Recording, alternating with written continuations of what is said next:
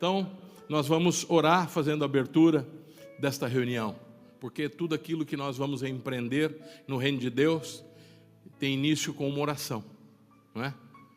Bondoso e eterno Pai, glorioso Senhor, na autoridade e no nome do nosso Senhor Jesus Cristo, eu quero neste momento me colocar diante do Senhor, agradecendo a Ti, ó doce amado Espírito Santo, pela Tua graça nas nossas vidas. Agradecer ao Senhor, Pai, pela oportunidade que o Senhor nos concede neste dia, de estarmos na Tua presença, estarmos na Tua casa. Agradecemos ao Senhor, Pai, pelo ar que respiramos, pela vida que temos, por esse dia, porque ainda passamos por situações que nem observamos, e o Senhor a todas elas nos deu livramento e nos deu oportunidade de estarmos aqui. Obrigado, Pai, por cada homem, por cada mulher que está aqui, por cada família representada, que a glória e o poder do nosso Senhor Jesus Cristo venha promover renovo sobre cada um, trazendo transformação, trazendo entendimento, porque é isso que nós necessitamos, Pai. Toma nossa mente, em nome de Jesus, Pai, produzindo a quebra de todas as fortalezas que existem na nossa mente, todo torpor de mente, todo entenebrecimento, tudo aquilo que nos leva distante de Ti, Pai. Em nome do nosso Senhor Jesus Cristo, nós queremos agora, Pai, declarar que não faz parte da nossa vida, em nome de Jesus. Nós agradecemos a Ti, ó doce e amado Pai, porque o Senhor nos chamou para fazer parte do reino do Filho e do Seu amor. Nos escolheu, Pai, quando ainda éramos nada, caminhávamos debaixo de pecado, e o Senhor já sabia que poderíamos ser renovados, por isso nos trouxe para que se cumprisse a promessa da Tua palavra, de que o Senhor renovaria sobre nós a Tua misericórdia todas as manhãs, e seríamos livres de todo intento das trevas, em nome de Jesus.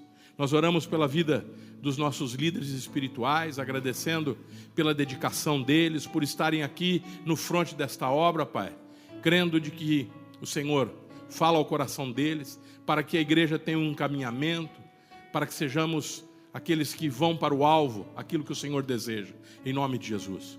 Tudo sobre nós, Pai, já está determinado no mundo do Espírito, e o que nós fazemos aqui hoje, Pai, é destacar isso do mundo espiritual, trazendo em evidência aqui para o mundo natural, onde nós estamos, Pai, para sermos livres e termos algo projetado e estabelecido por Ti, em nome do nosso Senhor Jesus Cristo, Pai. É o que nós oramos agora, agradecendo e crendo, Pai, de que o Senhor falará aos nossos corações nesta noite. Todos aqueles que forem tomar este microfone, Pai, para falar a cada um que está aqui, possa ser ungido pelo Senhor, direcionado por Ti, Pai, e promova a Tua palavra com um direcionamento perfeito daquilo que o Senhor já determinou sobre nós, Pai, em nome do nosso Senhor Jesus Cristo. É o que nós cremos, Pai, agradecemos em nome de Jesus. Limpamos, Pai, através desta oração, os céus espirituais e físicos deste lugar. Abra, Pai,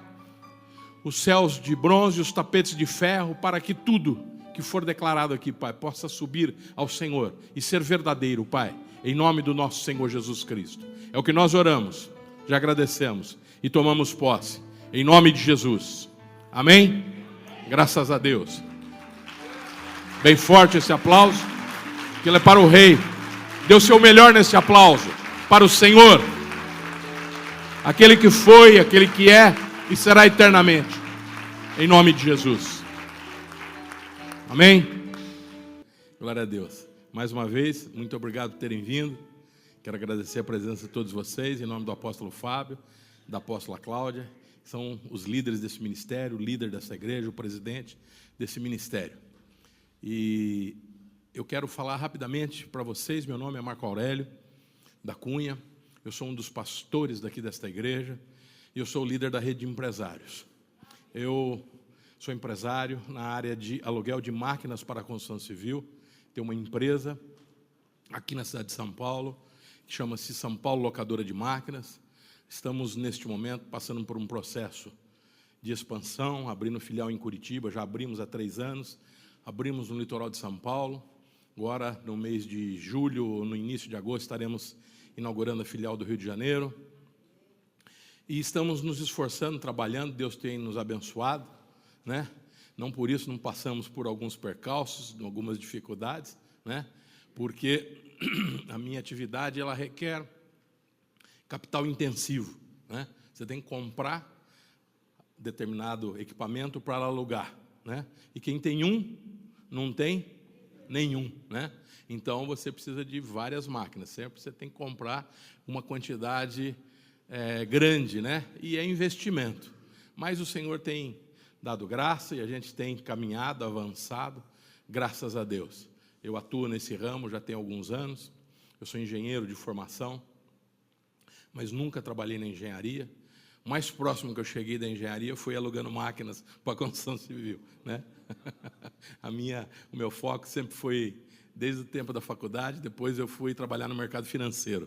E assim eu tenho feito a minha vida, caminhado, e até chegar aqui.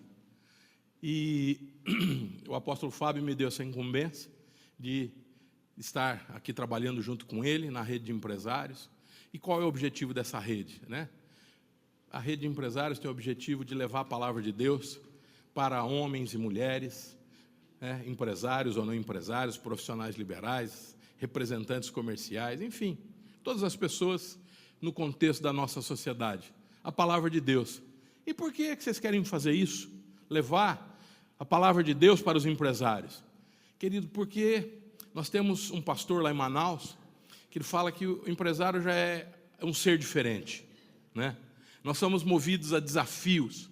E a gente, glória a Deus pela nossa nação, porque nós moramos aqui no Brasil, né? Estamos aqui nós temos prosperado, temos sido diferentes aqui, mas a gente tem alguns acertos ainda para fazer como país, né? Nós temos algumas coisas ainda para ser acertado. A economia vai bem, tudo, mas nós temos uma carga tributária alta, nós temos um encargo trabalhista muito grande, né? Nós temos algumas coisas que estão passando por um processo de transformação, né? Todo país que se desenvolve, cresce assim. Isso foi na Europa como um todo, nos Estados Unidos e tal. E aí a gente vê que muitas vezes os empresários ficam abatidos, desanimados, né? Não é o caso do Carlos e do Luiz Carlos ali, mas não é o caso de vocês, né? Mas os empresários passam por algumas dificuldades. E a gente, quando não conhecia Jesus, nem sabia da possibilidade de que a gente poderia colocar Jesus no nosso contexto de vida empresarial. Nem imaginava isso. E aí, quando a gente aceita Jesus, começa uma vida nova, a gente descobre que Jesus é para todas as situações da nossa vida, né? Não é só para a enfermidade, para curar o câncer, para te restaurar afetivamente, no seu casamento, numa vida de família, mas a gente tem que colocar a nossa vida diante de Deus como um todo. Então a sua vida, a sua atividade profissional, ela não pode ficar de fora, né, do entendimento da palavra de Deus. Então você tem que trazer a sua vida profissional, a sua atividade profissional para o contexto espiritual, para que você saiba também que Ele pode agir em tudo na sua vida. Então, nós, como rede de empresários aqui da igreja, nós não estamos querendo advogado a advogar, não estamos querendo ensinar. Engenheiro a ser engenheiro, médico a clinicar, né? A comerciar, a ser representante comercial, a vender, nada disso. Nós não estamos querendo instruir profissionalmente ninguém, nós estamos querendo só que você saiba que a sua vida profissional deve ser colocada num contexto espiritual.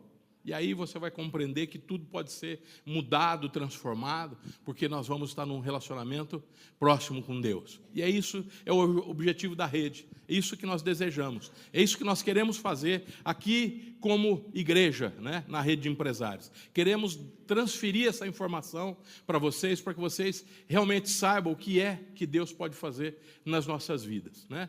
E queremos que você traga pessoas que são seus amigos, as pessoas que convivem com você, no seu círculo de amizade, de relacionamento, no seu círculo de convivência. Traga ele para escutar a palavra de Deus, né? Para ele também aprender a respeito do que é Jesus na nossa vida profissional, na nossa vida material, né?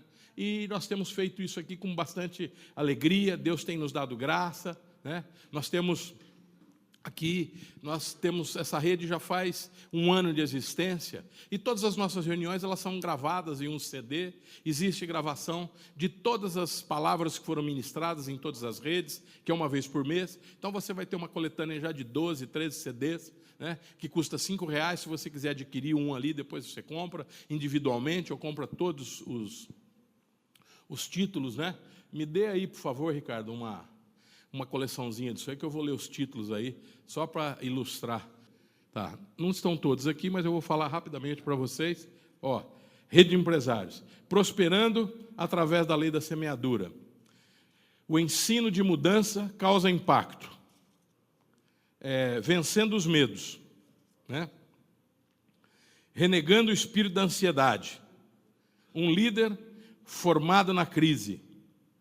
Deixando o caminho do medo e trilhando o caminho do temor. Temor, respeito, né? Não é do medo também, não. Alcançando o sucesso segundo a visão de Deus. Não seja escravo do dinheiro. A estratégia para o crescimento. Olha aqui, o negócio está grande aqui, hein? Prosperando no sobrenatural de Deus. E mais uma aqui, vivendo a plenitude de Deus através dos seus princípios, né? Dos princípios de Deus. Então, está aqui, se você quiser, custa R$5 cada CD, você não precisa comprar todos, ou compre todos, como você desejar. Amém? Então, traga o seu amigo, o seu primo, o seu parente, o seu colega de trabalho, para que a gente possa também estar juntos aqui na Rede de Empresários. Ok? Eu estou dando uma abreviada da informação da rede, porque nós estamos um pouquinho atrasados. Alguma coisa que ficou faltando, se você está em dúvida aí, você, por favor, me consulte aí, fala comigo no final, que eu posso ilustrar alguma coisa a mais para você. Ok? Eu queria chamar aqui rapidamente um testemunho aqui nesta noite. Por favor, Renato. Olha a estica do homem, ó. Está bem bonitão, hein? Glória a Deus. Renato Marcos Pereira, casado com a Magali, tem 31 anos. Esse jovem é um executivo da Vivendi, né? Como é o complemento da Vivendi? Qual é o nome? A GVT, né? Que é a GVT. GVT é aquela empresa de telecomunicação. Eles têm várias empresas no mundo inteiro, estão chegando aqui no Brasil com uma força bastante grande, Graças né? a Deus. E tem uns rapazes da igreja que estão trabalhando nessa empresa e estão ganhando muito dinheiro. E esse aqui é um deles, né? E é um testemunho muito interessante, porque ele chegou aqui na igreja numa situação muito diferente da que ele vive hoje, né? Mas Deus é um Deus de renovo, de graça, e fez na vida empresarial, na vida profissional do Renato, algo que todas as pessoas querem, só não sabe o caminho, né?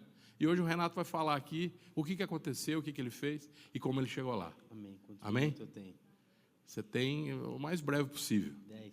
Não, pode ser, 10, 15 minutos, Amém. tá bom? O Senhor vai te dar graça. Você toma uma grande bênção, Renato. Amém. Deus abençoe, viu? Amém. Obrigado pela sua disposição de estar conosco hoje. Amém. Boa noite, né, a todos. Como o pastor Marco Aurélio falou,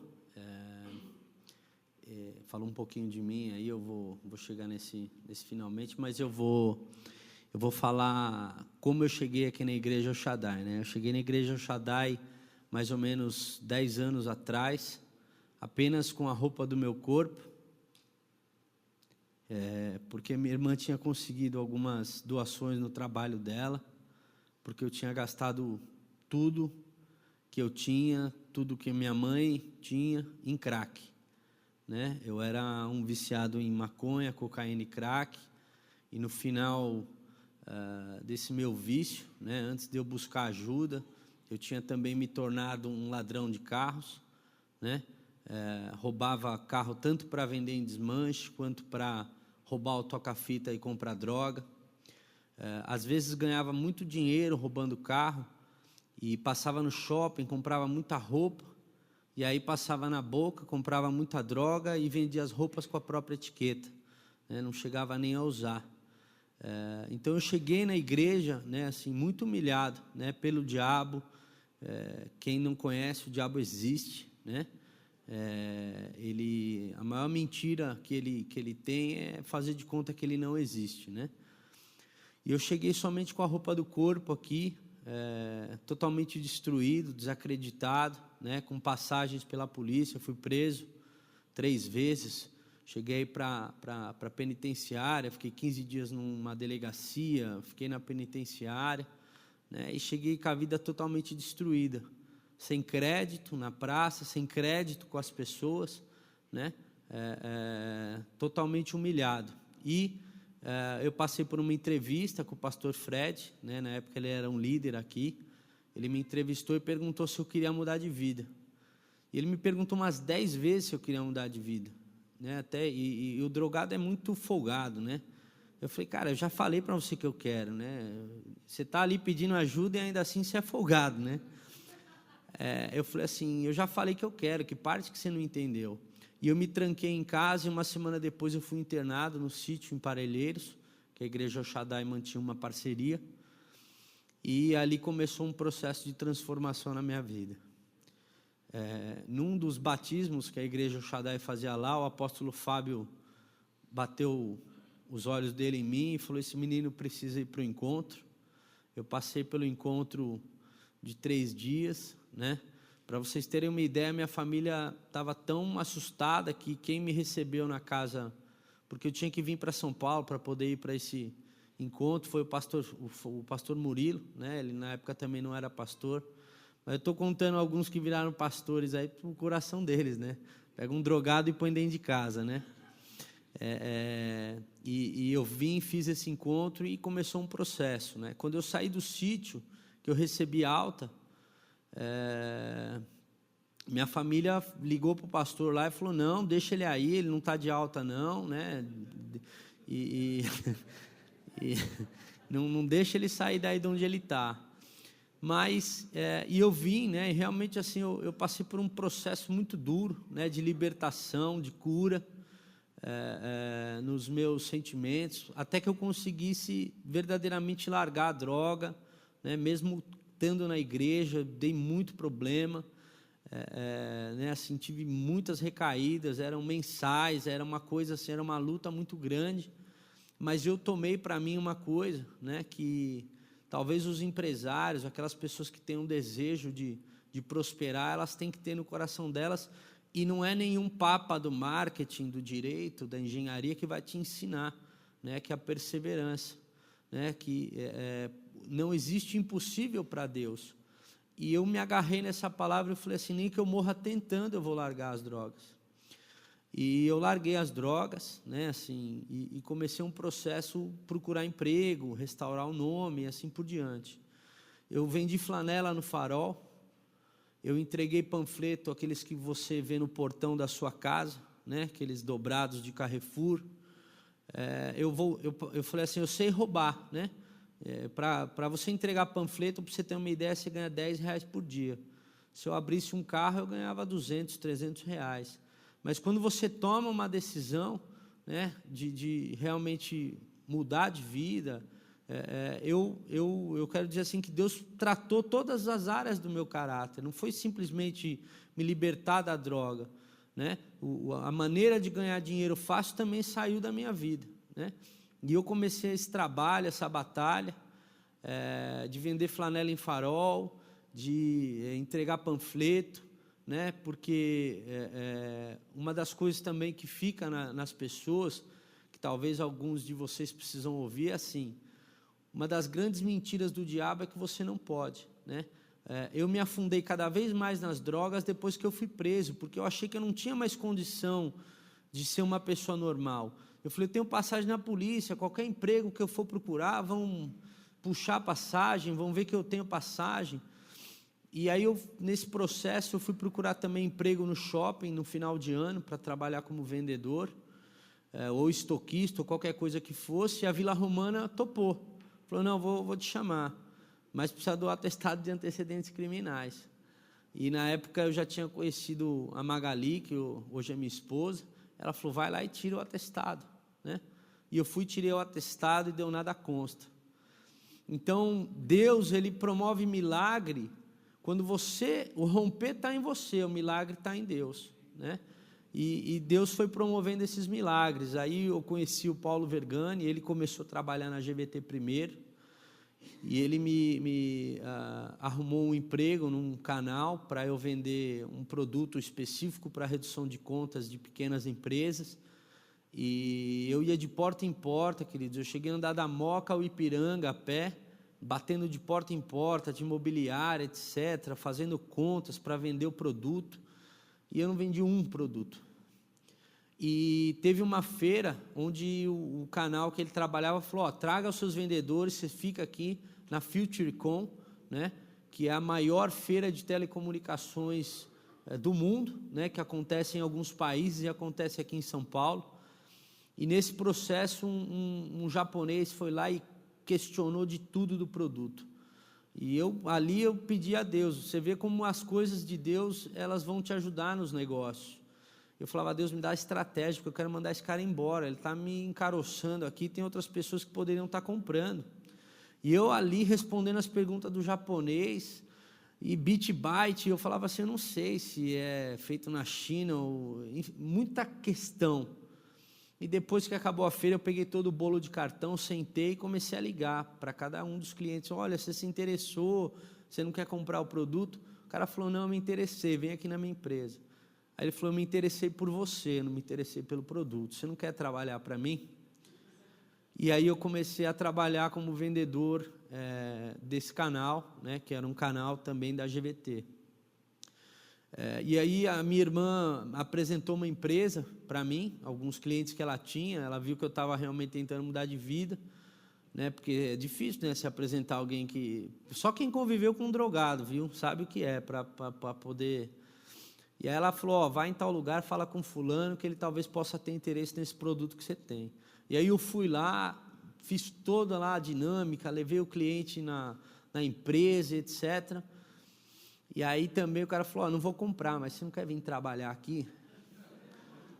Aí eu falei: amém. Nesse emprego que eu estava, que eu conheci a pessoa na feira, ela tinha me oferecido, acho que R$350 de ajuda de custo, e ela me pegava em casa e me levava em casa, para que eu não tivesse que dar custo para ela, porque era meio que caminho. E aí eu falei: não, estou te ouvindo. Aí o cara falou: olha, é R$1.900 de salário fixo, R$200 por semana de combustível. Aí eu falei assim: tá bom, eu aceito. E aí eu saí, queridos, ali na Vila, na Clodomiro Amazonas, que eu me perdi. De tão alegre que eu estava, eu liguei para todo mundo, né, dando glória a Deus. Liguei para o meu pai, que estava em João Pessoa. Arrumei um emprego, vou ganhar R$2.000, etc. Eu fiquei uns 3 anos nessa empresa, prosperei lá, né, aconteceu uma sociedade, eu saí. Passei por outras empresas, né, aí eu me tornei um executivo de vendas, né, então eu saí de um viciado de crack para um executivo de vendas. Nessa empresa que eu comecei a ganhar esse salário aí de R$2.000, era uma agência de propaganda. Eu comecei a fazer reuniões com gerentes de marketing da Nestlé, de multinacionais gigantérrimas, e tratando de igual para igual para aquelas pessoas que têm MBA, né? E eu sequer tinha faculdade. E Deus começou a me honrar, né? Assim, eu me tornei um profissional de vendas, um executivo de vendas, né?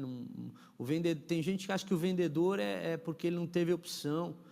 Mesmo que ele vá por esse caminho, se ele não se dedicar, se ele não for uma pessoa correta, ele não vai prosperar, né? Assim, todo mundo, antes de ser vendedor, compra alguma coisa. E você só compra alguma coisa de alguém que te passa segurança, que te passa um terno tem que estar limpo, o sapato tem que estar limpo. Foram coisas que eu fui aprendendo, né? Assim, e Deus foi me tratando, Deus foi me ajudando, me capacitando, né? A empresa onde a gente trabalha hoje, eu e o Paulo Vergani, todos têm MBA, inglês, e não sei o que, etc. E o único diploma que eu tenho é da escola de líderes. Glória a Deus. Eu vou chamar rapidamente aqui Gerson Gabriele, por favor. Ele vai falar de um evento que ele realiza. Esse é o 12º, né? 12º encontro latino-americano de líderes, né? O Renato acabou de falar de líderes, que ele tem, o único diploma que ele tem é da escola de líderes, né? E isso é verdade, nós precisamos liderar onde nós estamos. E sendo de Deus, nós precisamos liderar melhor ainda. Fale algo aí, por favor. Shalom, família de Jesus. Quero agradecer o pastor Marco Aurélio, o apóstolo Fábio. Eu vim fazer um convite, mas antes, em um minuto, eu queria me apresentar, né? Você só ama o que conhece. Eu sou empresário na Bahia, empresário aqui em São Paulo. Aqui eu tenho 3 empresas em São Paulo.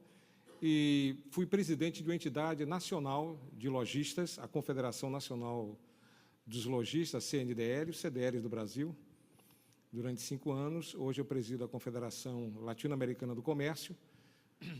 Fui deputado federal pela Bahia por 2 períodos, sou autor no Congresso do Estatuto da Pequena Empresa, do primeiro REFIS, o Programa de Renegociação das Dívidas das Empresas Brasileiras, coordenei o segundo, aí já no governo de Lula, coordenei a Lei Geral da Micro e Pequena Empresa, fui vice-presidente da Comissão de Reforma Tributária durante 8 anos, e, para a graça de Deus, o peso do meu currículo é ser servo de Jesus. Tá bom?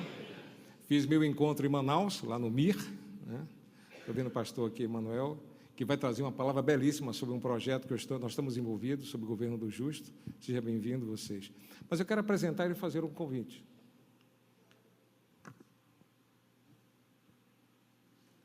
Não tem áudio? Não saiu áudio aqui? É? Bom, vai ter que, então, só ver as imagens, né? Vamos apresentar agora? Mostrar agora? Vamos mostrar? Não tem... Bom, acho que vocês não vão ver o áudio. Mas esse evento nós fazemos há 12 anos, nós reunimos os líderes do Brasil, das entidades patronais, da micro, da pequena e média empresa, vêm para aqui participar desse evento. Todos os presidentes de associações comerciais, de Câmara de Dirigentes Lojistas, os contadores do Brasil participam. Aqui de São Paulo, a Sebrace, que é o pessoal ligado à segurança, à limpeza. E nós fazemos um investimento muito grande aqui no Hotel Meliá, WTC. Esse evento vai acontecer dia 23 e 24 agora de julho. E teremos a presença de conferencistas extraordinários. Lá as pessoas que não são de São Paulo, nós damos hospedagem aqui em São Paulo. Damos alimentação no Hotel Meliá. São 2 dias, um sábado e um domingo. René de Araújo Terra Nova, nosso líder da Visão, estará presente pela 2ª vez esse ano. Nós iremos, ele não sabe, mas vamos prestar homenagem para ele, pelos seus 50 anos. E nós iremos mostrar, inclusive, os conferencistas desse ano. É pena que não temos o áudio, parece que não tem o áudio, mas vocês vão ver a imagem. Não é? Dá para ver? Tem condição, João, de passar? É. Bom, nós teremos, além do René Terranova, esse ano, nós teremos o Leonardo Boff, nosso homem da teoria da libertação, polêmico, já é uma pessoa já idosa, mas que tem uma experiência para nos contar. Nós sempre trazemos pessoas que têm pontos de vista diferentes. Ele marcou a história do país com uma proposta que ele colocou e que foi, inclusive, teve um conflito com o Papa na época, não sei se vocês se lembram disso. Estamos trazendo a Cristina Lobo para falar sobre a análise política, os impactos políticos, principalmente desse começo do governo da Dilma, que gerou uma trava. Nós, empresários, sabemos o que aconteceu nesse primeiro semestre. Esse primeiro semestre foi difícil para todo mundo, em todas as áreas, exatamente por essa insegurança política que gerou o governo Dilma. Ela está tentando ajustar a casa e os cenários. Graças a Deus.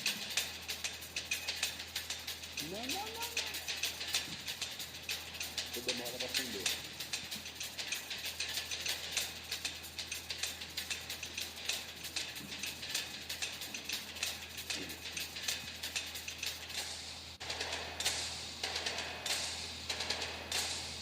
Esse cenário custa R$250 mil, é feito pelo pessoal da Globo. 10º Encontro Latino-Americano de Líderes.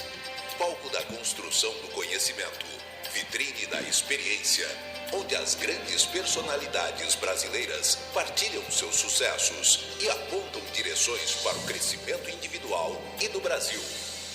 Esse evento, praticamente, ele é um testemunho do que acontece no país, seja queda de avião, seja crise econômica, crise institucional.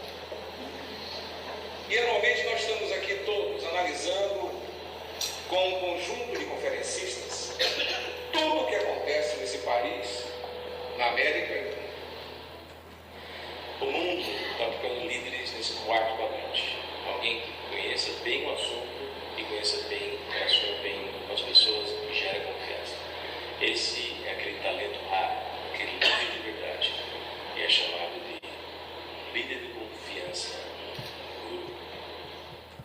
E quando um líder estiver comprometido com o serviço verdadeiro, nem sempre vai dizer às pessoas o que elas gostariam de ouvir. E se as encontrar numa direção errada, vai lhes apontar a direção correta e nem sempre será bem aceita. Por essa razão, um serviço comprometido com a verdade geralmente não costuma ser popular. Não se preocupem como líderes em estar trazendo para dentro de vocês coisas que na verdade não fazem parte da sua estrutura. Tão somente preocupem-se com aquilo que tem a ver com você.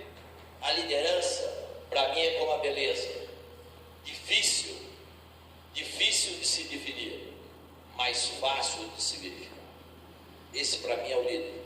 É aquele que você vê, não consegue defini-lo, mas sabe que ali tem. O líder, ele segue o instinto, né? E entre o sexto sentido e a ambição, ele sempre fica com a intuição.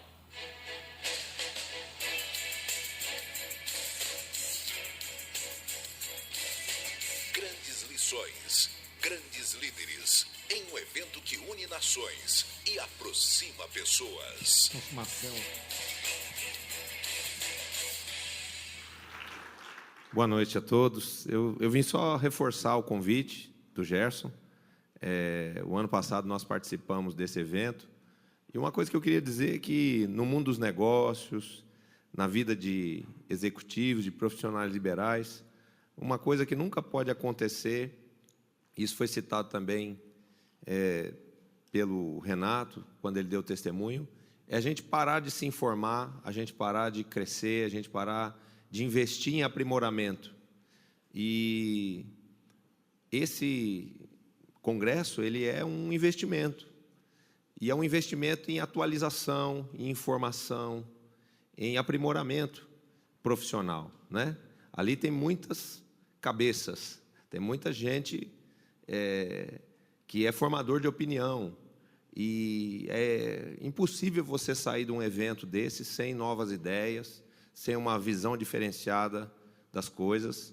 Então, para qualquer tipo de empresário, em qualquer setor, um congresso como esse aqui é um investimento em crescimento, em aprimoramento, em criatividade.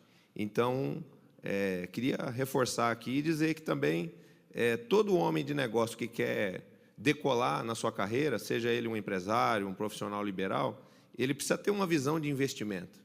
E R$ 800, dividido ainda em 4 vezes, para um empresário, para um homem de negócio, para um executivo, não é nada. Queria chamar o pastor Marco Aurélio, que ele vai apresentar o palestrante dessa noite, que veio de tão longe para nos honrar com a sua presença, veio em companhia do seu filho, que é uma joia, tive a oportunidade de conhecer em Porto Seguro, e está aqui para nos dar uma palavra sobre um tema muito importante, que é o governo do justo. Obrigado, apóstolo. Está de terno novo, apóstolo? Está bonito, hein? A gravata dele, ó. Esse homem é chique. Glória a Deus. Vamos lá? Manuel Bezerra, por favor. Ore por mim. Graça e paz. Primeiro, é uma felicidade estar aqui, né? Essa igreja a gente ama demais, o Brasil todo ama o El Shaddai, né? O apóstolo Abud aí é o queridinho do Brasil, né? Todo mundo fala em Abud, meu Deus do céu. Marco Aurélio, né? Pelo amor de Deus, né? Gente, eu queria, antes de apresentar o meu filho que está aqui comigo, Daniel, levanta rapidinho só para o pessoal conhecer. É meu filho que me ajuda aí, faz as pesquisas para a gente, né? Obrigado. Gostaria de ler em Neemias, capítulo 8, versículo 9, que diz o seguinte: Neemias, que era o governador, e Esdras, sacerdote, e escriba, e os levitas que ensinavam todo o povo lhe disseram: este dia é consagrado ao Senhor, vosso Deus, pelo que não pranteeis nem choreis, porque todo o povo chorava, ouvindo as palavras da lei. Queria ler só isso, só queria chamar a atenção que quem estava falando isso era um governador. Era um homem político, né? Era um chefe daquela nação. E, às vezes, a gente pensa que político não pode ser de Deus, não pode falar de Deus, né?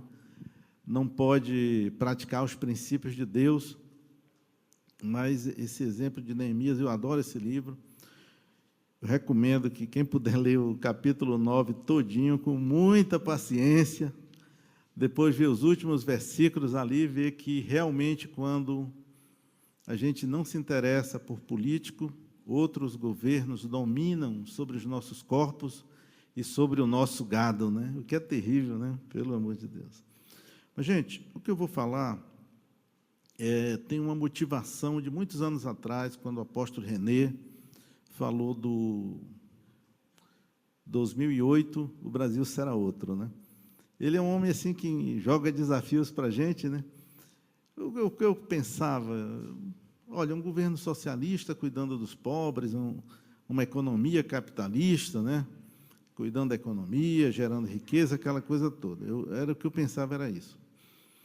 Fui estudar sobre isso.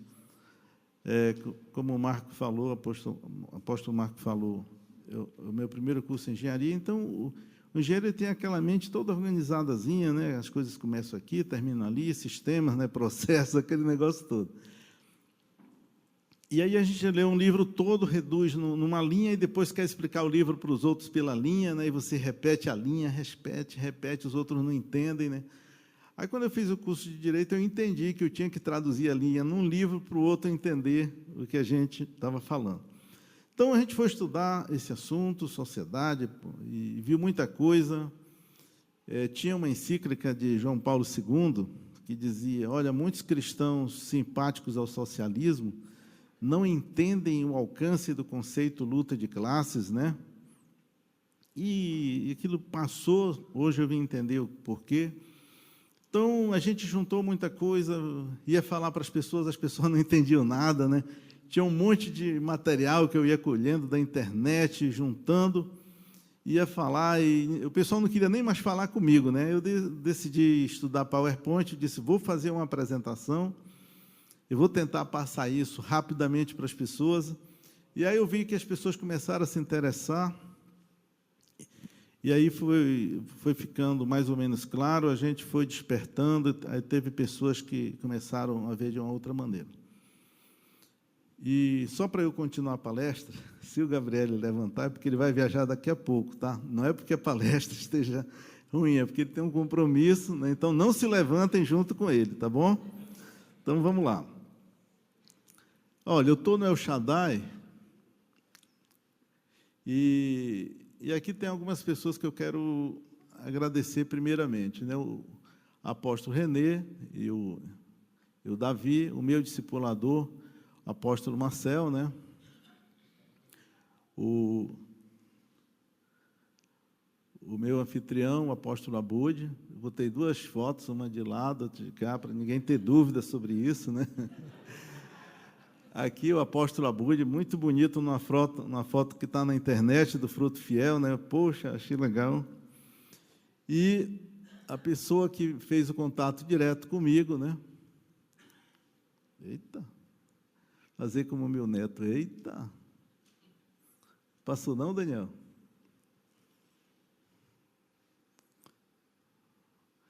O pastor Marco Aurélio, né?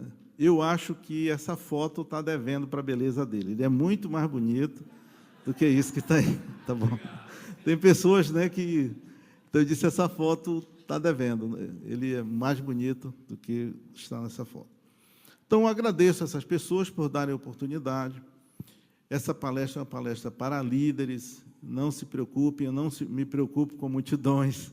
Eu só quero que uma pessoa entenda isso, e essa pessoa pode fazer uma grande revolução, tá bom? Então, vamos lá. nós começamos a estudar o Brasil, né? Aí o que aconteceu? Nós vimos que na educação nós tínhamos problemas, nós temos muito problema na educação. Gustavo Iosp, que é um dos articulistas da Veja, diz que o brasileiro não entende o que lê. 64% dos brasileiros que têm escolaridade não entendem o que leem. Isso é um problema muito sério. Às vezes, até em algumas igrejas, a gente vê isso, a pessoa lê na Bíblia uma coisa e começa a falar de outra, né? Então, isso porque a nossa educação tem dificuldades, tem desafios, né? Ensina-se tudo na escola, menos a pessoa saber ler, escrever e contar, né? Então, a gente viu problemas na educação, a gente viu problemas na sociedade. A nossa sociedade está ficando muito esquisita. A Folha de São Paulo, algum tempo atrás, falou: o brasileiro casa cada vez mais tarde e se divorcia cada vez mais cedo. A família está ficando cada vez menor, né? A família está mais, aliás, a sociedade está ficando mais comunitária, menos familiar. Então, nós temos problemas seríssimos na sociedade, nós temos problema com a igreja. Não sei se todos têm observado, mas há uma sequência de leis organizadas contra a igreja. Não é uma coisa assim, eventual, bissexta, passageira, não é isso. São leis, uma atrás da outra. Proíbe a igreja, manda fechar as janelas da igreja, não se tem mais som, o pastor, para falar na televisão, tem que ser jornalista, controla-se o dízimo da igreja. Então, há uma sequência de leis contra a igreja. Há problemas, né, na nossa observação. Se nós temos problemas com a igreja, nós trazemos uma ameaça para a liberdade de culto. Nós estamos comemorando agora, ou em 2008, 200 anos de liberdade de culto. Nós não tivemos sempre liberdade de culto, né? Então, nós estamos tendo problema com a liberdade de culto, há ameaças sérias à liberdade de culto. É uma coisa que a gente não pode ignorar, né? Nós temos problemas na nossa economia e eu, como sou fiscal, a gente acompanha muito a vida das empresas e você vê grandes empresas morrendo, desaparecendo, né? As empresas, principalmente quando ficam velhas, elas ficam com um passivo trabalhista enorme. A nossa lei trabalhista, ela torna incerto qualquer possibilidade de lucro das empresas do Brasil. Eu tenho um amigo que tem capital para oferecer meu emprego. Eu digo: rapaz, por que não abre um negócio? O cara é tão vigoroso e oferece emprego, são milhares de famílias que vão ter renda. Ele disse: não, em 2 anos eu vou ter 1000 causas trabalhistas. E tudo que eu ganhar, é provável que eu desapareça. Então, para a gente ver como está sério o nosso problema na nossa economia. Sem falar na carga tributária beirando os 37%. E agora, com nota fiscal eletrônica e SPED, vai ficar difícil você encontrar uma saída, vai ficar todo mundo exposto. Na hora que os dados são tramitados para as secretarias de Fazenda, na mesma hora são tramitados para a Receita Federal. Meu irmão, está difícil mexer na coisa. Então, o empresário, eu até hoje, as pessoas que eu conheço, eu me aproximo, eu digo: olha, reduz o tamanho e te organiza mais, para quando depois se iniciar uma nova realidade, você conseguir ter sobrevivido. Porque se isso não acontecer, muitas empresas vão desaparecer a partir dessa nova realidade. Então, nós temos problema na economia. Não sei se tem mais problema aqui, acho que não, né? A revista ESPM diz o seguinte: BRICS ou RICS? Todos nós sabemos o que é BRICS, né? São as iniciais de Brasil, Rússia, Índia, China e África do Sul. O que é que eles estão dizendo? Será que esse B vai sumir? Será que esse B vai sumir? Jesus, faz esse negócio. Eu ampliei isso aqui para a gente ver melhor, né? Estamos prontos para ocupar o lugar que nos cabe? Queremos ser uma grande potência ou vamos perder a chance mais uma vez? Hoje, eu acho que foi no Globo, eu vi dentro do avião, alguém dizendo que os investidores já estão olhando para o Brasil como uma bolha. Os fundamentos da nossa economia não permitem a prosperidade. A carga tributária é muito alta. Um Estado cada vez mais organizado e mais extorsivo, mais confiscador, entendeu? Direitos trabalhistas que estão fora do controle. Então, nós fomos vendo todas essas coisas. E, gente, no que nos toca, nós observamos o seguinte, que há tipo assim uma situação, o que nós pregamos e o que o Estado faz, entendeu? Nós precisamos traçar um paralelo para ver que as coisas estão ficando difíceis. O que é que nós pregamos aqui dentro? O que é que nós pregamos nessa rede de empresários? A gente prega prosperidade. Eu vi o testemunho do Renato, que coisa linda, né? Que coisa maravilhosa. Uma pessoa, né, ultrapassando barreiras, superando limites, né, atingindo sucesso. Então, nós pregamos prosperidade, nós pregamos sonhos, né?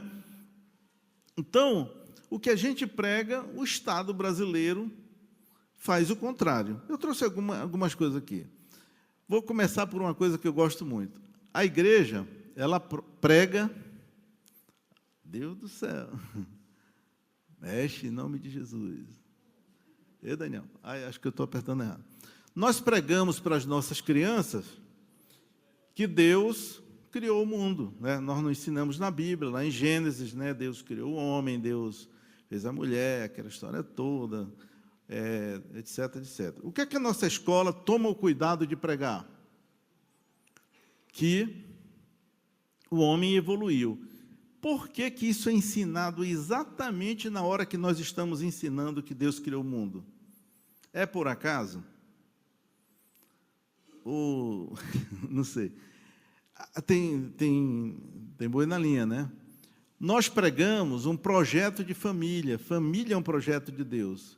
O Estado brasileiro apoia de ponta a ponta a causa gay.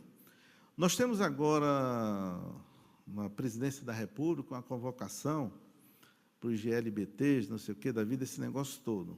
Tudo pago pela presidência da República, pelo gabinete da presidência. Nós temos alguma coisa paga para nós? Tudo tem que ser pago por nós. Então, o que nós pregamos, família, o Estado faz o contrário. Nós pregamos prosperidade, o Estado brasileiro prega direitos humanos. Então, vai se aumentando as licenças, vai se aumentando os seguros-desempregos, vai se aumentando as bolsas famílias, né? Existe gente trabalhando dia e noite. Agora, eu vi o Supremo está determinando que um empregado a cada 3 anos, no aviso prévio, ele vai ganhar um salário a mais, né? Entendeu? Sobre as ideologias, quais os projetos de governo que estão em andamento. E, no final, a gente vai construir uma visão e, no final, a gente vai esperar que a liderança tome uma atitude. Quem é a liderança? Nós, né? Eu e você, não é verdade? Nós temos que fazer alguma coisa. Nós queremos que o Brasil mude, então temos que estudar. Daniel, vamos lá. Gente, aqui é um dado do IBGE. Lá no cantinho está o Brasil. Vai lá, Daniel. Aqui está o Brasil. O Brasil tem 190 milhões de habitantes, tem 53 milhões de evangélicos. O Brasil tem 134 milhões de eleitores, 36 milhões desses eleitores são evangélicos. Na última eleição, a presidente poderia ter se elegido com 49.744.000 votos. Em São Paulo, nós temos 41 milhões de habitantes, temos 13 milhões de evangélicos, 30 milhões de eleitores, 9.600.000 eleitores evangélicos, e o último governador poderia ter se elegido com 11.378.000 votos. De 11.378.000 para 9.600.000, falta apenas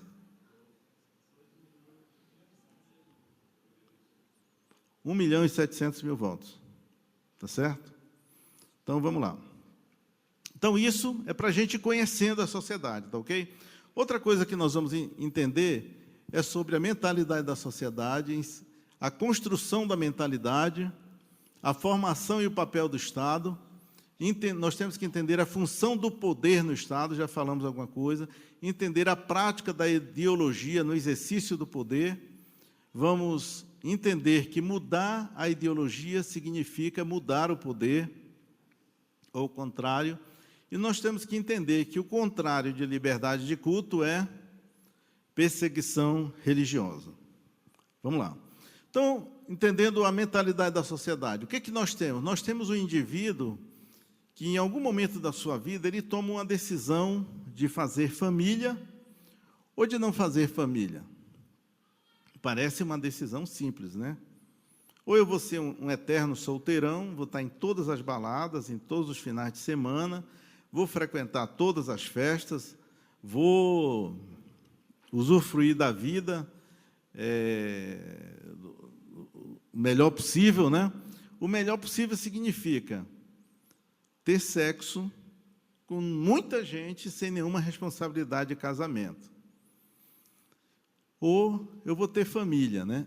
Independente do tipo de pessoa que nós formarmos, essa pessoa aqui, nós vamos ter uma sociedade.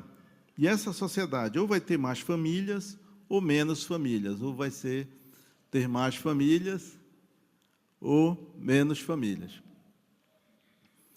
Irmãos, quem tem família poupa mais? Investe mais em educação? Tem sonhos transgeracionais? E quem não tem família? Ele é um consumista terrível, gasta tudo que ganha? Ele faz poupança? Ele imagina fazer investimentos para as futuras gerações? Não. Isso quer dizer o seguinte, que uma sociedade que tem menos famílias, ela é mais pobre. Eu queria falar rapidamente sobre o Brasil. Nós estamos vivendo uma época de altos juros, juros muito altos. E esse juro não vai baixar tão cedo. Por quê? Nós temos uma dívida interna altíssima, acho que dá 1,6 trilhões, né, pastor? É a dívida brasileira. Aí nós acumulamos duas coisas, nós não temos poupança privada, nem poupança pública. Então, nós temos que tomar dinheiro e pagar juros muito altos para financiar essa dívida.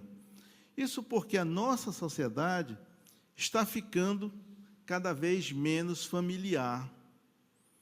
Parece uma coisa simples, e é uma coisa simples, mas é algo que repercute tremendamente na sociedade que nós temos. Então, nós que somos cristãos e queremos uma pátria forte, uma pátria poderosa, um país respeitado, vocês viram ali, BRICS ou RICS? Vamos torcer para ser BRICS, né? O que são os BRICS? São os países que estão sendo na energia emergente. Então, outra coisa, o brasileiro está gostando cada vez mais de diversão. 46% dos brasileiros, imaginem só, eles torcem por alguma escola de samba. Parece uma coisa, poxa, se preocupar com isso? 46% dos brasileiros. Futebol, não sei aqui em São Paulo, mas em Manaus é uma doença. O jogo do Flamengo, pelo amor de Deus, a cidade fica triste porque o Flamengo perde, e a cidade fica alegre porque o Flamengo perde. Os bares vendem mais bebidas porque o Flamengo perde, e vendem mais bebidas porque o Flamengo ganha. Entendeu? Então, como é que podemos ter uma sociedade onde o povo só pensa em diversão? Não, isso é terrível, é é uma pessoa focada, desfocada completamente. Outra coisa, essa pessoa que só pensa em diversão, ela não gosta de trabalhar. Ela trabalha pouco, se cansa rápido e tem que correr rápido para a diversão. Quem tem objetivo na vida, quem tem sonhos, trabalha de manhã, de tarde, de noite, entendeu? Mas eu queria ir para o passo seguinte. Por que esse cidadão que está aqui no centro, de braços cruzados, por que ele tomou essa decisão na vida? Porque ele teve uma mentalidade construída. Ele aprendeu ou na família, ou na igreja, ou na mídia, ou na escola. Tá, Daniel? Joga a escola aí. Entendeu? Então, irmãos, essas três instituições mexeram com a cabeça desse cidadão. Esse cidadão fez tomou uma decisão e foi construir uma sociedade. Então, se nós queremos mexer na sociedade, nós temos que considerar esses 3 itens. Ok? Dá uma paradinha aí. Isso aqui não é corrida de cavalo. A gente tem que entender isso, tá? Irmãos, nós somos líderes, tá? Nós somos líderes. Se não fôssemos líderes, não estaríamos aqui, não é verdade? Cada um de nós tem muita coisa para fazer. Se nós queremos mexer na sociedade, nós temos que mexer nessas 3 instituições. Será que é só eu que sei disso? Será que aquele pessoal do projeto de governo lá que está fazendo tudo aquilo não sabe disso? Então vamos apertar a igreja, vamos botar a escola para ensinar o contrário de tudo que a igreja ensina e vamos botar imoralidade na mídia e botar pornografia na internet. Vamos criar um sistema para detonar esse cara, para ele não ter família e para ter uma sociedade mais bagunçada. Será que alguém é tão mal para pensar desse jeito? Pode ser que tenha, né? Vamos lá. Então, mas nós que somos líderes, que temos um sonho de liderança, digamos, nós queremos transformar a sociedade. Não tem como eu transformar se eu não mudar se eu não mexer nessas 3 instituições. E para eu mexer aqui, eu mexo através de leis, ok? Tem uma lei que regula as escolas, tem uma lei que regula as televisões, os jornais, e tem leis que regulam a igreja. Vamos lá. Aqui nós temos a sociedade, e, segundo a CNBB, nós temos 21 mil padres. Segundo a Fundação Getúlio Vargas, nós temos 90 mil pastores. Glória a Deus, né? Amém. Isso pode influenciar a sociedade? Dá para a gente entender por que há um crescimento maior de um lado e um decréscimo de pessoas do outro lado? Dá, né? Nós temos mais lideranças ensinando a palavra de Deus, né? Glória a Deus. Nas escolas, nós temos 2,1 milhões de professores. Amém? Eu levei 18 horas pesquisando na internet esse número, mas eu não poderia dar um número falso para vocês. Entendeu? Então, o que esses... Vou chamar de cara, tá? O que esses caras aqui estão ensinando, eles estão mexendo com a cabeça dessa sociedade? Eles estão mexendo com o seu filho, com o meu filho, com o seu neto, com o meu neto? Eu tenho que saber o que esse professor está ensinando. Eu só sei que ele sai da escola, não sabe ler, escrever, nem contar. Antigamente, a gente entrava numa empresa e queria ser supervisor. Eu entrei como aprendiz na loja pernambucana, poxa. Aí me deram um bloquinho para eu preencher, e no final do expediente me deram uma vassoura para eu varrer lá. Pô, fiquei preocupado. Aí me deram uma lista de lanche, só que eu tinha que escolher o local mais barato dali, aí eu me expunha para os meus amigos, tal, não gostei muito daquele emprego. Mas antigamente a gente entrava no emprego e queria ser supervisor, ser gerente, ser diretor. Hoje, quando entram nas nossas empresas, nas nossas instituições, o pessoal quer direito, né? Meu vale disso, meu vale daquilo, meu horário para isso, meu horário para aquilo. Entram tarde, trazem justificativa, mas na hora de sair é exatamente aquela. Então, tem alguma coisa aqui na escola. Também temos a televisão, temos a internet. Daniel, vamos lá. Temos um conjunto de televisão fazendo a cabeça da nossa sociedade, temos a internet. E aqui a internet, eu gosto muito da inclusão digital. Mas a mesma inclusão digital permite para uma criança pequena ter acesso à pornografia. Pequena, está fora do seu controle. Entendeu? Então, eu ateifico a pessoa na escola, eu imoralizo ela na TV e eu torno ele um pornográfico na internet. Eu fecho o ciclo do diabo. Entende?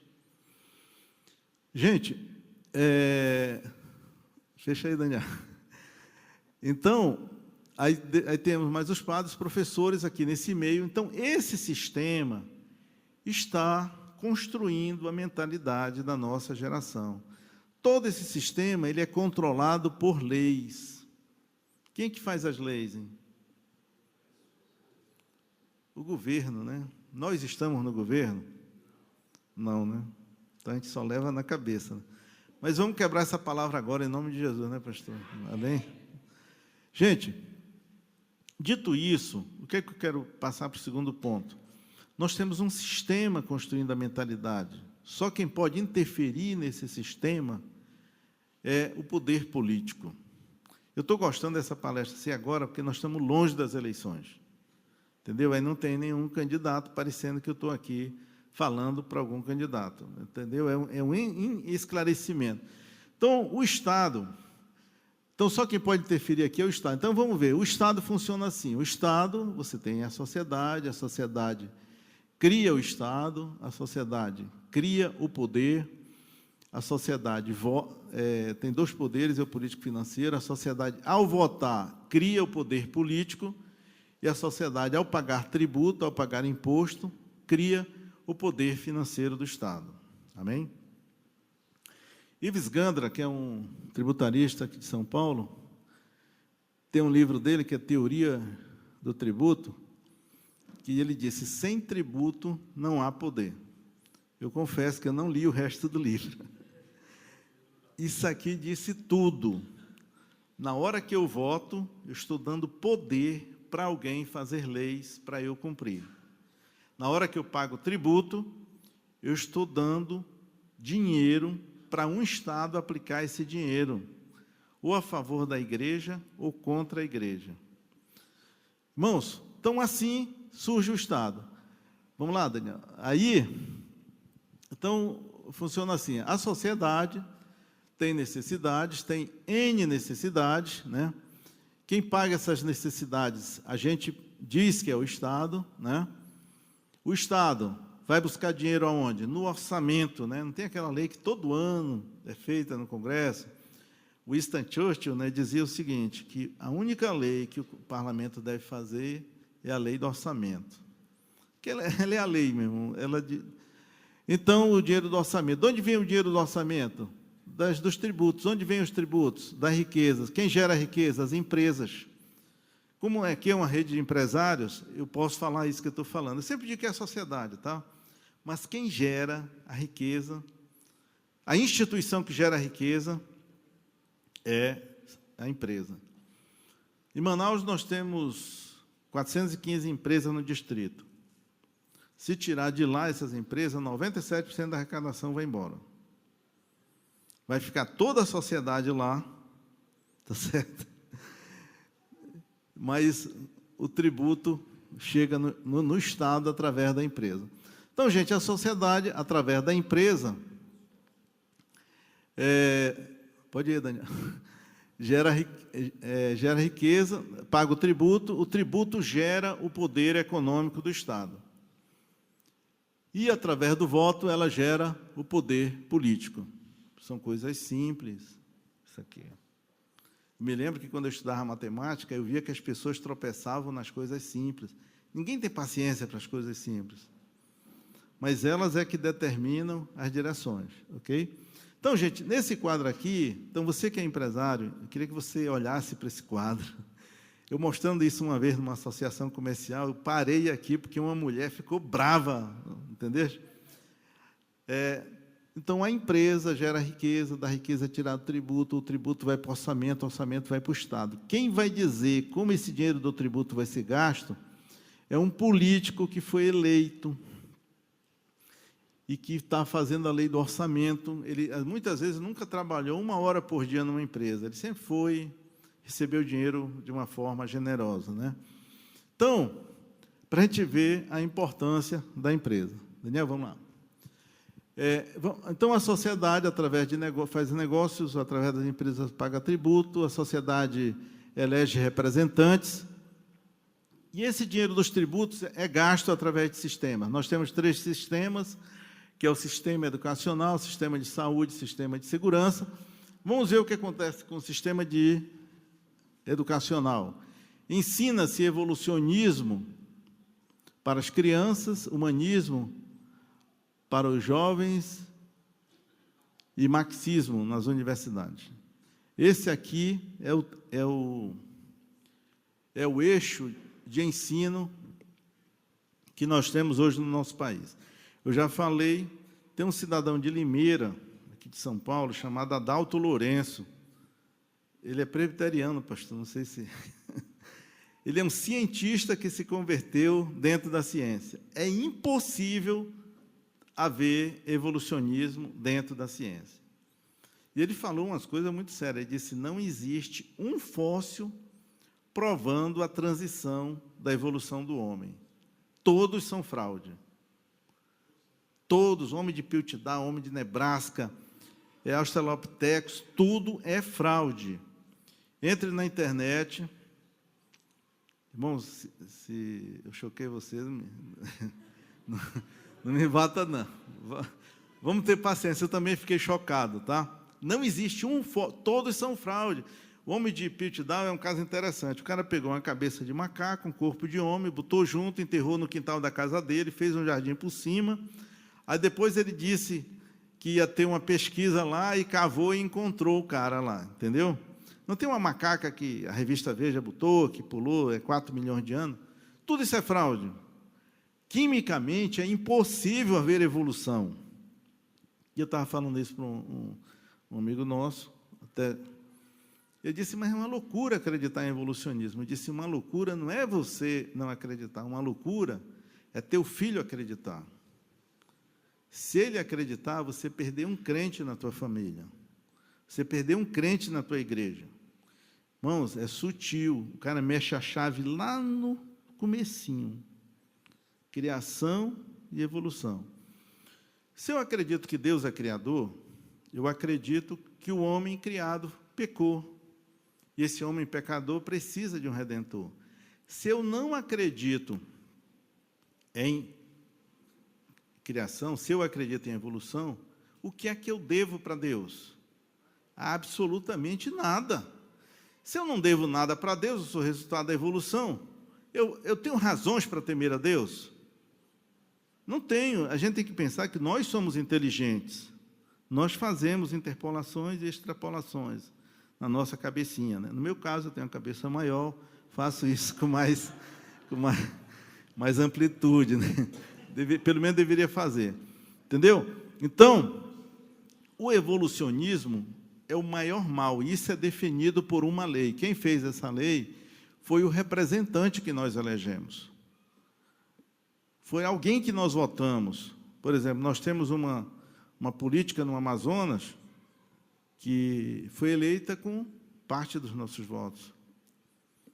E ela chegou no Congresso, está defendendo a PL 122. Isso a gente vai entender depois. Então, vamos lá. No nosso sistema educacional está acontecendo isso. Isso chama-se ateísmo.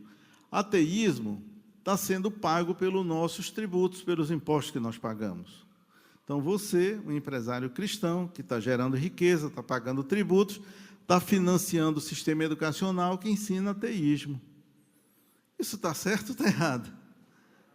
A gente tem que fazer alguma coisa? Tem, né? Com certeza. No sistema de saúde, Daniel, vamos rápido. Nós temos as políticas públicas, né? Eu não sei se vocês sabem, mas o nosso sistema de saúde está praticamente nas mãos dos gays. Na gravação vocês tiram isso, tá? Então, tudo que é política gay tem prioridade. Troca de sexo é financiado pelo SUS, pelo dinheiro do SUS.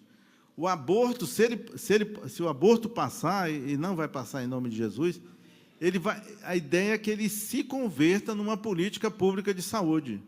Irmãos, vocês têm o direito de reclamar. Olha, esse índiozinho lá do Amazonas, ele falar um monte de coisa e tal. Mas anote e pesquisa depois, tá? Para não ficar assim. Porque isso é sério, olha, a gente pesquisou muito para falar isso. No sistema de segurança, nós temos o que a gente tem feito?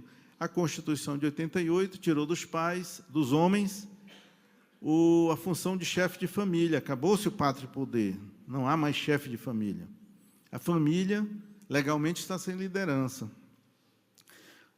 Você não pode mais disciplinar um filho. Se você não pode, o cara vai fazer o que quer, não é verdade? Se ele faz o que quer, ele é um rebeldezinho. Esse rebeldezinho vai para a sociedade, vira um violento, e um criminoso é questão de tempo. Entendeu? Então, nosso sistema de segurança, a violência culpa-se os pobres, e também uma coisa que eu coloquei aqui, é que o nosso sistema educacional, apesar de estar fora, os professores, repetidamente, chamam as crianças de pobres, de excluídas, de carentes, de dominadas, de exploradas. Vocês acham que isso anima uma pessoa ou deprime uma pessoa? Isso está acontecendo. Lembra aquele conceito que eu falei lá antes da luta de classes? Pastor, eu vou correr. Lembra? Então, é por causa disso. E nas universidades, eu não sei se alguém está frequentando algum curso agora, os professores o tempo todo naquela ladainha, criticando os poderosos, criticando os políticos corruptos. Será que todo mundo é corrupto? Será que ninguém presta? Pô? Você sai doente de uma sala de aula hoje em dia. A nossa geração está exposta a isso. Por isso que o cara não quer trabalhar. Entendeu? Ninguém presta. Vamos lá. Isso aqui que está acontecendo está dentro de um projeto chamado Homem Novo. Esse projeto é nosso ou é do contrário? Como diz o pessoal do boi no Amazonas, né? Que Deus me perdoe. É do contrário. Esse projeto, irmãos, não é nosso. Lembra aquilo que a igreja está de um lado e o Estado está de outro? Esse projeto é dentro desse conceito Homem Novo. Anote esse nome, entre na internet e vá pesquisar isso, tá? Vamos pesquisar isso, porque isso é muito sério, ok? Então, isso é um projeto chamado Homem Novo.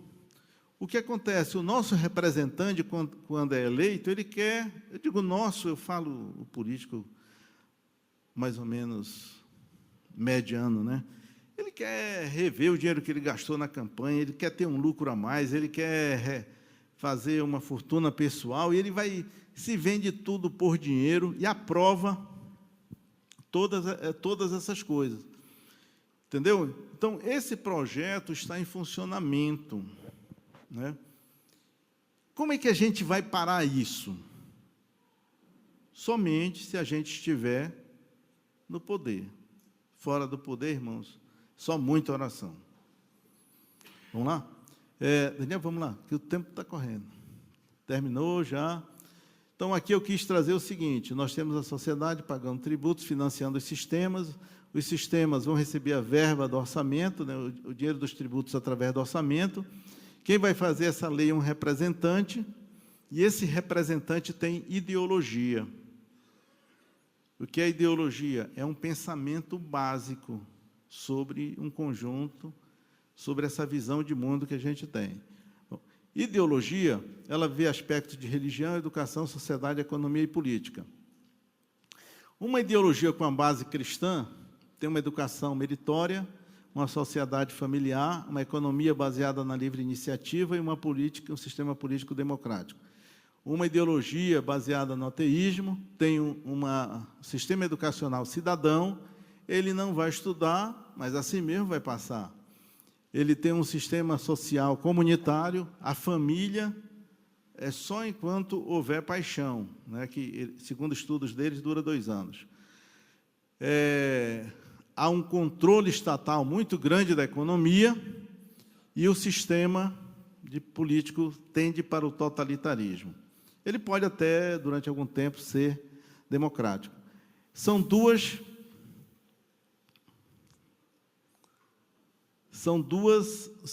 eixos de pensamento, isso é ideologia. Onde estão as ideologias? As ideologias estão na base dos partidos políticos. Porque a ideologia, ela precisa de poder, ela em si mesma não funciona. Digamos, o cidadão pensa, eu acho que o aborto tem que ser aprovado, eu acho que o divórcio tem que ser facilitado ao máximo, eu acho que a família não precisa todo esse cuidado com família, entendeu? Então, esse conjunto de pensamentos, alguém organizou, fez uma ideologia, ela está na base dos partidos, os partidos fazem discursos. Os discursos dos partidos são sempre muito parecidos um com o outro. Porque a finalidade do partido é conquistar o voto do povo, é conquistar o povo, é seduzir o povo, é ganhar a alma do povo. Porque, conquistando o povo vota e quem fez o discurso ganha poder. Quando se está no poder, vai se colocar em prática discurso ou ideologia? Ideologia. Então, isso é uma coisa que nós não temos percebido. Aqui em São Paulo, são 75 deputados estaduais, né? 75? Acho que é por aí. 40 são do pensamento lá de cima, irmãos. Eles vão votar a favor da gente em alguma coisa? Os outros de baixo, os outros 35, são altamente dúvida, a gente não tem dúvida se eles são a favor da gente ou não. Entendeu? Então, a gente se descuida da ideologia dos partidos, esquece que, quando se está no poder, o que se vai fazer é o programa do partido. A fidelidade partidária impede a pessoa de agir diferente. Mas, como o nosso tempo está... Vamos lá. Então, as ideologias estão na base dos partidos, os partidos fazem discursos, o discurso seduz a sociedade vota e constrói o poder. Quando se está no poder, faz-se as leis e usa-se o orçamento para financiar as ideologias. Quem está no poder vai financiar a nossa ideologia ou a ideologia deles? Para nós financiarmos a nossa ideologia, a gente tem que estar onde? No poder. Entendeu?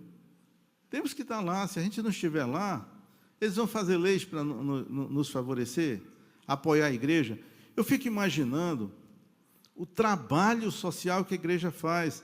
Essa história, desculpa, Renata, usar pela segunda vez, mas esse milagre, né?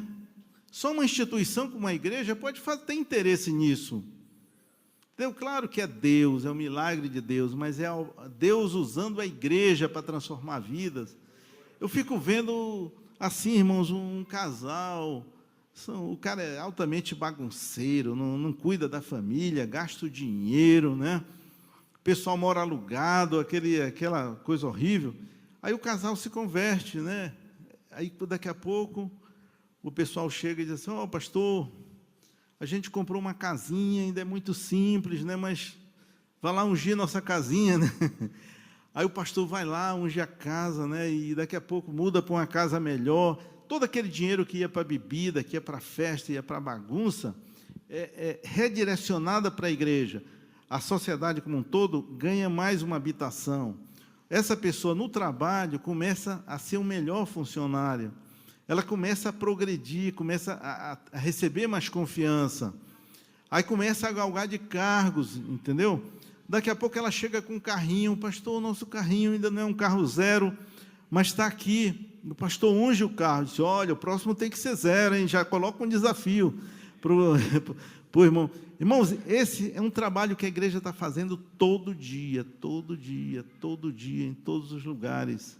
E esse governo não vê nada disso, só é contra a gente. Agora, em Manaus, a Igreja Mundial recebeu uma carga pesada do Ministério Público, interferiram no número de cultos, fizeram 1000 exigências no templo, eles mudaram, entendeu? Entende? Então, nós temos um Estado contra nós, né? Então, a gente tem que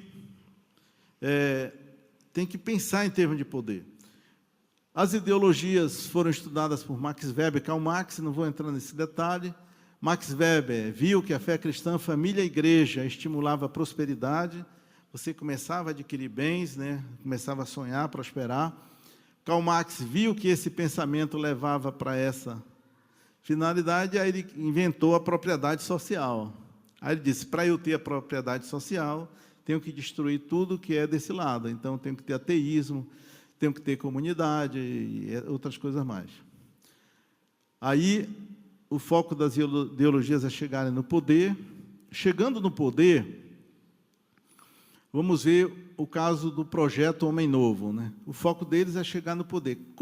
Como chegaram ao poder, eu quero repetir que não é uma questão desse governo, do anterior, do outro, não. A gente tem que pensar. Esse projeto ele tem 2 focos. O primeiro é destruir a fé cristã. Tem que destruir a fé cristã. O segundo foco é destruir a família. Mas eles vão dizer isso? Vou destruir a fé cristã? Não, ninguém vai falar assim. Eles são inteligentes, irmão. Eles têm pós-graduação, doutorado, pós-doutorado. Eles têm todos os cursos, todos os treinamentos, né? Então, o foco, como é que se vai destruir a fé cristã? Primeiro, controla-se o sistema educacional. Daniel está acordado? Lá em Manaus a gente dorme muito, tá, irmãos? Então, perdoa aí. Aí vai se destruir o sistema educacional da seguinte maneira.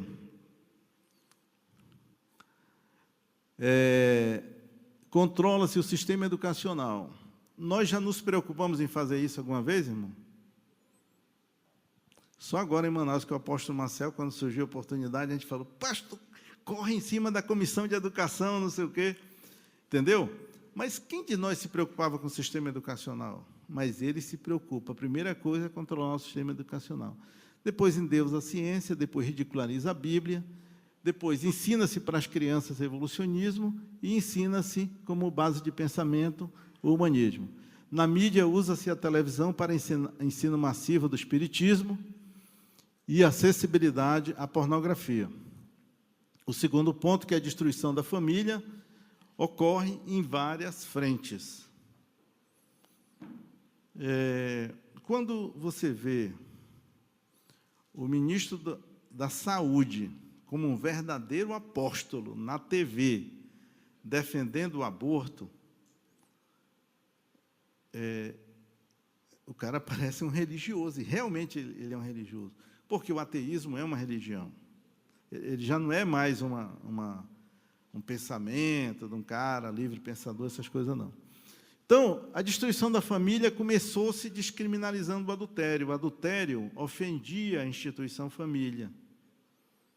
Então, a pessoa que adulterava, na separação, perdia patrimônio, perdia guarda de filhos, tinha uma série de prejuízos. Mas hoje não, o adultério, a pessoa dá a causa para a separação da família e acabou-se. O problema é das crianças, que vão criar mãe para um pai, mãe para um lado e o pai para o outro. Lei do divórcio. Facilita-se o divórcio. O Antônio Carlos Biscaia, foi deputado federal do Rio de Janeiro, trabalhou um mandato inteiro, nem se reelegeu, mas ele tornou o divórcio tão fácil que você pode fazer pela internet. Lei do aborto. Hoje nós temos o engajamento do ministro da Educação, José Gomes Temporão, trabalhando pesado, dizendo que milhares de mulheres morrem, não sei o quê, legal. Irmãos, quem já viu o vídeo A Dura Realidade? Pastor, eu queria depois passar esse vídeo para você reproduzir e vender. Quem vê esse vídeo jamais vai apoiar o aborto. É uma das coisas mais cruéis, mais perversas, mais covardes que pode acontecer com o ser humano. Uma criança com 12 semanas, ela está inteira. O médico faz um monte de coisa que eu não vou falar para vocês. Você vê o desespero da criança querendo viver. E alguém ali ainda dizer que aquilo não é crime. Pô. Então, como nós não vemos o que acontece na barriga da mulher, esse vídeo foi feito uma outra sonografia, ele mostra claramente. E você, eu digo você, qualquer um de nós, vai tirar todas as suas dúvidas. Teve um médico que ele já tinha feito 10 mil abortos. Ele viu esse vídeo, não aguentou ver todo o vídeo, saiu e voltou e assistiu o resto. A pessoa que chamou ele disse, não, você se comprometeu em assistir o vídeo todo. Ele assistiu o resto e nunca mais fez um aborto na vida dele. Então, o aborto não é uma questão de planejamento familiar, não é uma questão de saúde pública, é um assassinato de uma vida indefesa. Nós, com princípios cristãos, não podemos apoiar. Lei de disciplina, nós não podemos mais disciplinar nossas crianças, nossos adolescentes. Só quero que vocês vejam, enquanto uma criança do tamanho do pastor Abúlio, assim, desse tamanho, e um adolescente, você não pode dar uma palmada, uma ripada, né? Num feto você pode matar. Tu está entendendo, irmãos? Existe coerência nisso? Você não pode bater num marmanjão, porque o cara vai ficar traumatizado, entendeu? O cara vai ficar deprimido, negativo, entendeu? Então, a incoerência. Eu já falei do fim do pátrio poder, o homem não é mais chefe da família, criação do poder familiar, reúne-se a família, o voto democrático. Se o pessoal se reunir, decidir vender a casa e você for voto vencido, eles vão só dizer para você, olha, você perdeu, hein? Você perdeu. Legalização de uniões homoafetivas, não é que eles gostem tanto de gays, é que, aprovando a família homossexual, eles estão ofendendo a família cristã. Legalização da poligamia, na hora que você acaba com o adultério, você permite vários relacionamentos. Se, por acaso, houver filhos nesses relacionamentos, eles vão ter o mesmo direito quem está na família. A poligamia no Brasil não é mais problema. Os mormons podem se instalar assim. Torna-se feminista. Né? Ela tem direitos, tem não sei o quê. Blá, blá, blá. Os filhos ouvem toda aquela bagunça e dizem, não, eu quero também, tal, aí é o liberalismo. Junta-se isso, a família ainda pode estar um perto do outro, mas já acabou. Nesse momento, tem que ter lei de divórcio, lei de aborto pronto, e essas pessoas vão aprender por completo essa ideologia, elas estão preparadas para ouvir a ideologia do lado esquerdo. Vamos lá, Daniel? Entram num partido político e vão chegar no governo. Quando chegam no governo, vão usar as leis e o orçamento para fortalecerem esse eixo cada vez mais. Irmãos, isso está acontecendo? Vocês já viram em algum lugar acontecendo? Por que está acontecendo? Porque eles estão no poder. Se nós precisamos mudar, o que a gente vai ter que fazer? Buscar o poder, ok? Vocês gostaram? Dá para compreender que nós estamos sendo governados porque não tem o princípio de Deus. A gente já tem vivido isso há algum tempo, a gente tem ouvido bastante, e aqui vem de uma maneira clara, que a gente possa compreender. Nós não estamos atacando o Estado absolutamente, nós estamos querendo só que haja igualdade nas condições. Eu quero pedir que você se você deseja essa mudança, se você quer algo novo sobre a sua vida, se você quer ter um projeto diferente para o seu filho, porque nós queremos família. Quem é pai aqui? Quem é mãe? A maioria das pessoas. O que a gente quer para os nossos filhos? Queremos o melhor. E o Pai Celeste também quer o melhor para nós, né? E Ele te chama nessa noite para você ter o melhor. Se você quiser ter esse melhor, repita comigo e declare isso em voz alta. Obrigado, Senhor, porque nesta noite eu estou ouvindo a respeito de um pai que quer promover transformação, renovo sobre a minha vida. Por isso eu declaro que aceito o senhorio de Jesus Cristo sobre a minha vida, crendo e tendo a Ele, Jesus Cristo, como meu único Senhor. Te peço também que a partir de hoje eu possa estabelecer um relacionamento novo contigo, querendo que o meu nome possa estar escrito no seu livro da vida, ó Pai.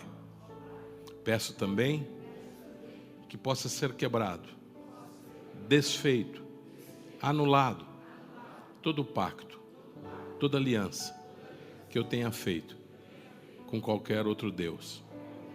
Em nome de Jesus, eu te peço que o Senhor me dê a paz. Amém. Graças a Deus.